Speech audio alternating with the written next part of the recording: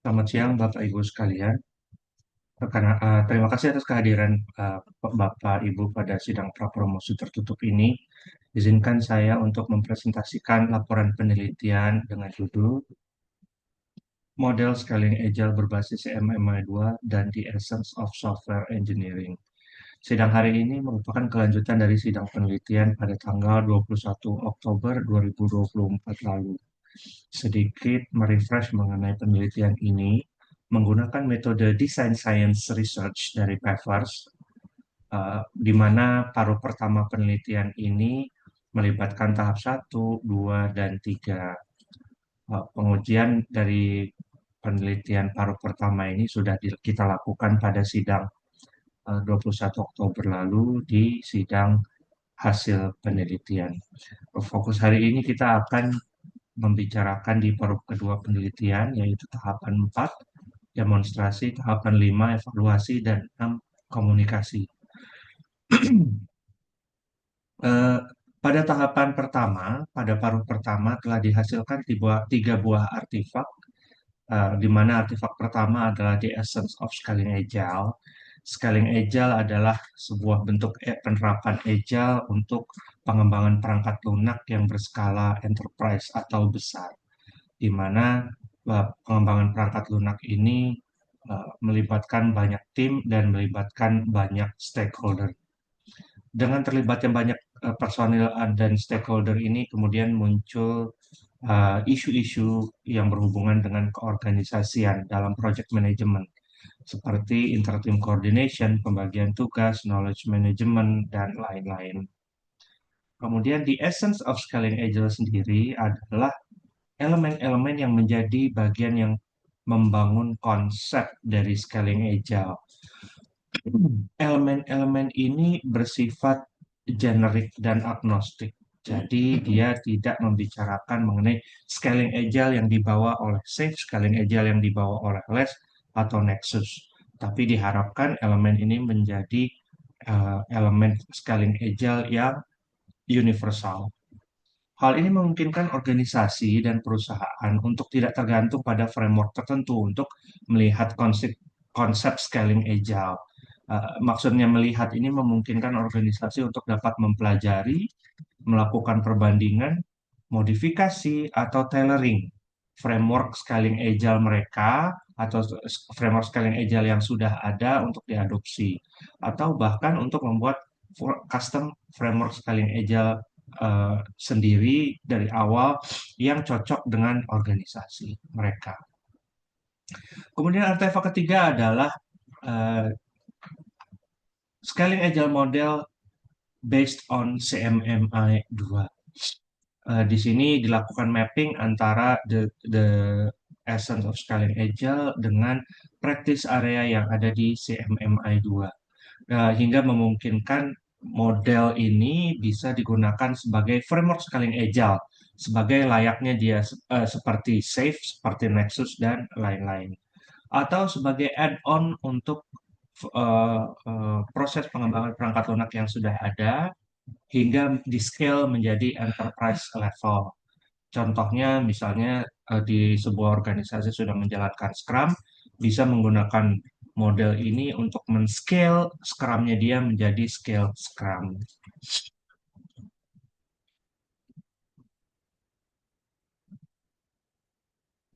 Artefak ketiga adalah elaborasi bagaimana model of scaling agile berbasis CMMI 2 itu dapat digunakan untuk melakukan appraisal capability level dan maturity level dari proses scaling agile yang sudah berjalan di organisasi. Dengan dapat menghitung capability level dan maturity level ini dapat dilihat pertama mengukur kesiapan, bukan hanya untuk mengukur capability level dan maturity level, tapi juga dapat melihat weaknesses dari proses yang ada, atau bisa juga digunakan sebagai assessment tools untuk mengukur kesiapan organisasi dalam melakukan scaling agile, atau bahkan dapat digunakan sebagai panduan untuk implementasi scaling agile secara bertahap, sesuai dengan level-level kematangan maupun level-level capability. Artefak satu, 2, dan 3 ini yang kemudian secara keseluruhan disebut sebagai Scaling Agile model berbasis CMMI 2 atau SEM CMMI 2. Kemudian artefak satu, 2, dan 3 ini kita sudah membicarakan dan melakukan pengujian pada tanggal 21 Oktober 2024 lalu.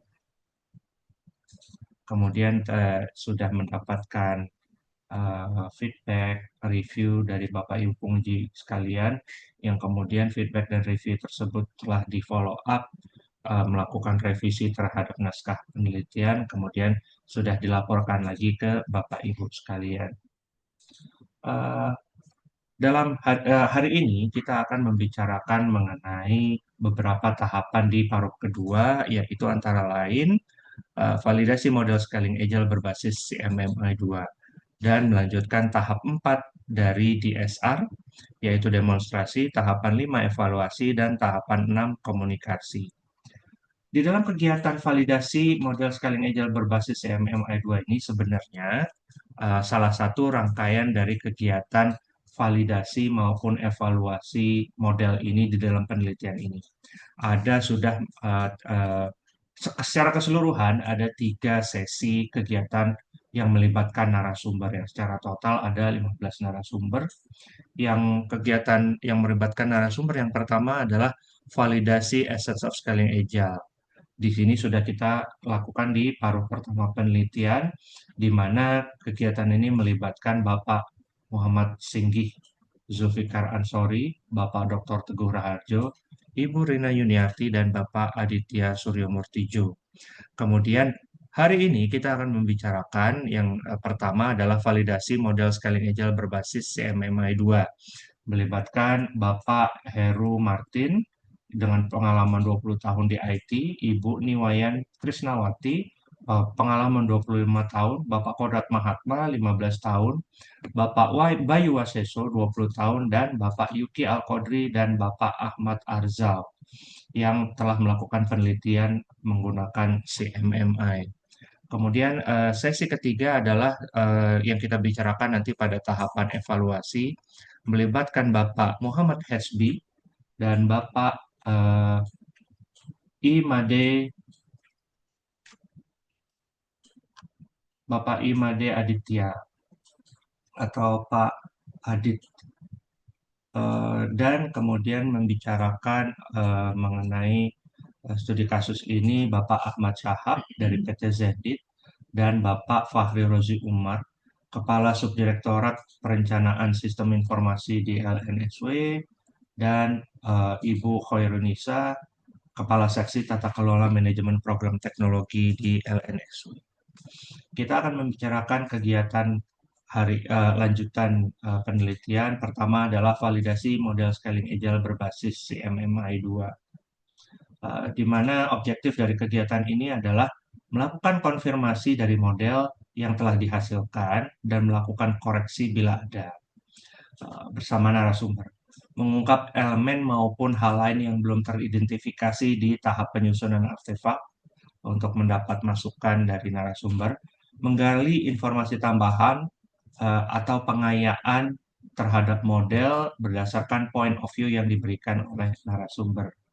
Kegiatan validasi ini menggunakan pendekatan focus group discussion, di mana topik yang dibicarakan pada kegiatan FGD ini pembahasan tiap elemen dari model scaling agile berbasis CMMI 2 atau SEM CMMI 2, dan pembahasan tiap practice area yang terkandung pada tiap elemen. Kemudian kita lanjutkan dengan tahapan 4, demonstrasi, yang kita lakukan pertama di PT Zendit. PT Zendit adalah perusahaan fintech berbasis di Indonesia, merupakan 5 besar fintech company di Indonesia, berdiri tahun 2016, mendapatkan status unicorn di tahun 2022, kemudian telah melakukan ekspansi ke negara-negara seperti Singapura, Filipina, Malaysia, Vietnam, dan Thailand. Memiliki 600 lebih karyawan, 300 lebih berada di divisi IT. Terdapat 20 development team yang biasanya dalam skema kerja remote. Di dalam penelitian studi kasus di PT Zenit ini telah didapati beberapa permasalahan di proses pengembangan perangkat lunak mereka, antara lain adalah presentasi jumlah story yang terlambat ya, diimplementasi, direalisasi lebih daripada 15% hingga menghasilkan kerugian perusahaan sebesar 120 kerugian finansial perusahaan, dan ada masalah-masalah standar dalam penerapan Kanban, mereka menggunakan Kanban, komunikasi tim yang buruk dan lain-lain. Setelah dilakukan analisis lebih lanjut mengenai kesesuaian permasalahan yang sudah diidentifikasi dengan elemen di SEMSI MMI 2, didapati tiga elemen yang berkesesuaian, antara lain Agile Master, Scaled Agile Master, dan Scaled Product Owner. Yang kemudian lebih lanjut dilakukan appraisal mengenai capability level dari ketiga elemen tersebut, didapati ketiga capability level tersebut masih dalam level 0. Kemudian di dalam weaknesses yang didapatkan adalah telah diidentifikasi 16 problem di balik capability level yang sudah diidentifikasi tersebut. Dari 16 problem tersebut kemudian di-generate atau disintesa recommendation action untuk memperbaiki problem yang sudah diidentifikasi. Telah disusun 10 rekomendasi perbaikan untuk itu. Kegiatan studi kasus di PT Zenit ini sudah ditulis dalam paper akademis yang sudah dipublish, dan rekamannya sudah ditaruh di YouTube juga. Studi kasus berikut adalah di LNSW atau Lembaga Nasional Single Window. LNSW adalah pelaksana sistem Indonesia National Single Window, SIN atau SIN-SW. SIN-SW ini adalah platform teknis atau program sistem informasi yang komprehensif dan terintegrasi untuk menjembatani proses administratif pemerintahan, khususnya dalam layanan kepabeanan. LNSW dibagi menjadi 6 rumpun program kerja. Keenam rumpun tadi dibagi di 42 sistem aplikasi, mungkin malah lebih lagi sekarang, dan menghubungkan 18 kementerian atau lembaga. Di dalam studi kasus ini diidentifikasi permasalahan yang ada di pendekatan pengembangan perangkat lunak mereka, yang kemudian dicari padanannya di dalam model SEMSI MMI 2, didapati ada 6 elemen, antara lain Scaled Delimiting, Delimiting, Tim Retrospektif, Agile Master, dan Scaled Agile Master. Terakhir adalah sukses kriteria, yang setelah dilakukan appraisal, masing-masing masih di capability level 0. Di balik capability level yang sudah diidentifikasi, telah dipinpoint permasalahan yang terdapat di dalamnya. Telah diungkap 13 permasalahan yang kemudian dalam kegiatan penelitian studi kasus ini disintesa, dianalisis, kemudian dihasilkan rekomendasi perbaikan yang secara umum ada 5 poin, seperti bisa dilihat di slide. Proses penelitian studi kasus di PT Zenit juga sudah dituang di dalam uh, naskah penelitian dan sudah disubmit ke jurnal internasional. Kegiatan berikut yang kita bicarakan adalah evaluasi. Evaluasi untuk mengevaluasi hasil demonstrasi maupun pengembangan artefak yang sudah dilakukan di tahapan-tahapan berikutnya. Objektif dari kegiatan evaluasi ini adalah untuk mendapatkan indikasi awal apakah benar model yang sudah disusun dapat berjalan sesuai yang diniatkan. Berikutnya adalah untuk mendapatkan masukan dan koreksi dari model. Kemudian untuk pengayaan usulan baru, informasi tambahan dari point of view dari narasumber. Observasi proses penelitian studi kasus dilakukan oleh pertama kegiatan evaluasi ini dilakukan dalam tiga tiga kegiatan. Pertama, observasi proses penelitian. Ini dilakukan oleh si pengembang model, yaitu saya sendiri. Kemudian diskusi untuk mendapatkan umpan balik dari peneliti studi kasus. Kemudian diskusi untuk mendapatkan umpan balik dari narasumber studi kasus. Kemudian dilanjutkan di rekapitulasi hasil observasi dan diskusi umpan balik. Kemudian dianalisis apakah masukan-masukan tersebut harus masuk ke dalam revisi model.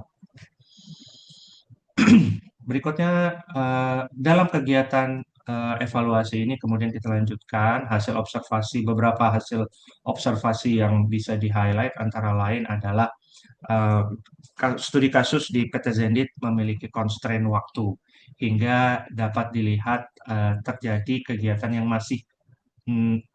yang dilakukan kurang mendalam. Kemudian peneliti dari studi kasus PT Zenit dalam hal ini adalah Bapak Muhammad Hesbi, eh, ada di awal mengalami kesulitan dalam memahami praktisi CMMI2. Observasi yang didapatkan dari kegiatan studi kasus di LNSW antara lain adalah eh, kesulitan dalam memahami praktis CMMI2, sama dengan yang dihadapi oleh Bapak Muhammad Hesbi di Zenit. Tapi dalam kegiatan studi kasus LNSW ini, Bapak Adit memiliki cukup waktu dalam melakukan penelitian hingga dilakukan dengan cukup baik, tahapan dilakukan dengan hati-hati sesuai metode dan teori yang sudah ditetapkan, kemudian melakukan kegiatan cek dan recheck kepada narasumber maupun pada SME eksternal dan tentunya pembimbing penelitian. Kemudian dilakukan analisis, rekapitulasi, kemudian analisis dari hasil evaluasi didapati dengan menggunakan pendekatan konten analisis dan open coding. Didapati beberapa code yang bisa di-highlight. Pertama, relevansi model. Jadi, menurut dari penelitian ini dianggap model dapat digunakan dalam proses appraisal, proses scaling agile, dan membantu dalam mengidentifikasi permasalahan. Kemudian code berikutnya adalah kemudahan model untuk difahami. Memang dibutuhkan effort di awal untuk memahami model dan CMMI2. Poin berikutnya adalah model memang masih bisa dibuat agar lebih mudah untuk dipelajari dan difahami. Poin berikutnya atau code berikutnya adalah rekomendasi dan implementasinya. Jadi beberapa usulan dari narasumber maupun dari peneliti adalah rekomendasi dibuat bersifat gradual dan iteratif. Jadi perubahan yang uh, uh, evolusioner gitu. Jadi bukannya Big Bang atau revolusioner. Walaupun secara umum usulan-usulan yang berhubungan dengan rekomendasi dan implementasinya tidak berhubungan secara langsung dari modelnya, tapi lebih ke pelaksanaan studi kasusnya dan ke depannya. Kemudian code berikutnya adalah tantangan yang dihadapi dalam pelaksanaan studi kasus. Perlu diperbanyak resource dan referensi mengenai model. Kemudian code berikutnya adalah tantangan dalam implementasi perbaikan. Pertama, eh, implementasi perbaikan harus mendapat dukungan dari manajemen organisasi. Ini yang menjadi poin yang mestinya ada di kepala peneliti di awal dalam pengembangan uh, rekomendasi. Kemudian juga hal lain yang perlu di keep in mind adalah kesesuaian dan penerimaan kultur organisasi di mana studi kasus itu dilakukan. Hingga dapat dari kegiatan evaluasi tersebut ada beberapa hal yang bisa dijadikan di follow up untuk menjadi revisi model. Pertama adalah elemen Scrum Master. Ini di-trigger di awal dari kegiatan kita di sidang yang lalu oleh Dr. Ade Azura untuk mengusulkan untuk mengganti nama Scrum Master. Hingga tindak lanjutnya adalah Scrum Master dan elemen skill Scrum Master diganti menjadi Agile Master dan Skilled Agile Master. Elemen berikutnya adalah daily meeting dan scaled daily meeting. Didapati pada kegiatan validasi model scaling agile berbasis CMMI2 bahwa kegiatan daily meeting dan scaled daily meeting ini mestinya tidak perlu daily. selama dilakukan secara konsekuen dan reguler. Artinya konsekuen tetap memenuhi tujuan dan dilakukan sesuai dengan aturan yang sudah ditetapkan di awal. Hingga tindak lanjutnya adalah elemen daily meeting dirubah namanya menjadi team coordination meeting, sedangkan scaled daily meeting dirubah namanya menjadi scaled coordination meeting. Bukan hanya merubah nama, tapi deskripsi dari kegiatan, dari elemen juga disesuaikan. Kemudian elemen terakhir yang mendapatkan revisi adalah configuration management yang di-trigger juga dari kegiatan validasi. Maka dianggap elemen configuration management ini yang tadinya di dalamnya ada practice area PAD, ini maka PAD tidak perlu dimasukkan lagi karena sebenarnya di dalam kegiatan configuration ada PA yang sudah sesuai, yang mirip dengan PAD tapi lebih disesuaikan dengan kegiatan configuration management. Jadi ini adalah rangkuman revisi model dan final modelnya. Ada tetap 29 elemen di mana dalam kegiatan evaluasi terdapat 5 revisi. Kemudian tahap terakhir adalah komunikasi. Tahap komunikasi ini sudah dilakukan laporan penelitian atau disertasi ini, bentuk laporan paling detail yang berisi semua aspek dan sudut pandang penelitian. Kemudian series of publication, international publication, antara lain yang uh, sudah ada yang dipublikasi, tapi masih ada beberapa yang di review dan masih ada yang belum disusun, yang masih baru akan disusun. Berikutnya adalah laporan dan rekomendasi perbaikan untuk tiap-tiap tempat studi kasus dan ya untuk konsumsi narasumber. Kemudian ada kegiatan diskusi follow up penjaringan umpan balik dari narasumber studi kasus yang bersangkutan.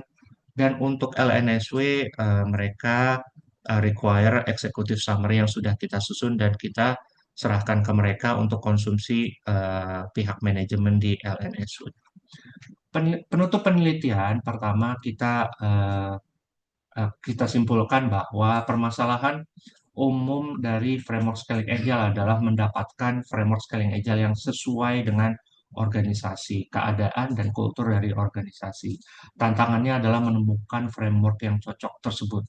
Kemudian sebelum menemukan framework yang cocok itu tantangan untuk mempelajari, melakukan perbandingan, modifikasi, tailoring, atau bahkan membuat custom framework sendiri. Dalam penelitian ini dibuktikan bahwa the essence of scaling agile dapat membantu memecahkan open problem tersebut. Kemudian penyusunan scaling agile model berbasis MMI2 atau SAM-CMMI2 juga di penelitian ini telah dibuktikan dapat menjawab open problem implementasi scaling agile di organisasi. Antara lain pengukuran readiness, uh, panduan tahapan dalam implementasi scaling agile, dan lain-lain.